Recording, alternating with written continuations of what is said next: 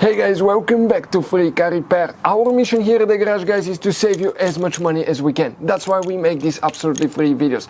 Let's go ahead and start on it now. So what we have specifically here, guys, okay, you can see this 2012 Ford F-150 that we'll be demonstrating on. Even if you have a different year, that generation, the video may be helpful.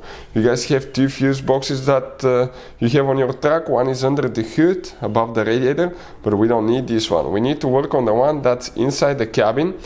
On the passenger side, under the glove box, guys, right here by the kick panel, you remove that plastic, you open the fuse box, and it will look just like that. By zooming it in, we can clearly show you now where things are located, otherwise it's almost impossible to get the camera in there. So, before we explain which fuses you need to check, let's explain why it's always a good idea to test fuses and relays.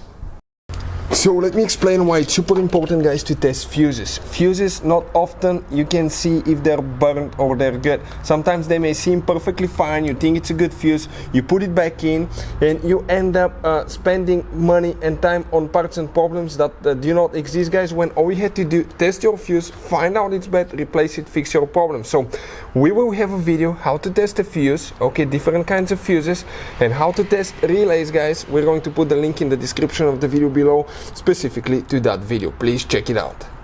So the first fuse that we'll need to check will be in this row right here. Even if you have a missing fuse, you still count the spot, guys. We need to find fuse number 1, 2, 3, 4, 5, 6, 7, 8, 9, 10, 11, 12.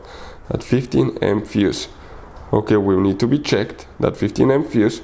Then we have one more that you will need to check, and this one will be actually, guys, in that third row right here. If you come under that relay, will be 1, 2. That second fuse, 10 amp fuse right here, will need to be checked as well.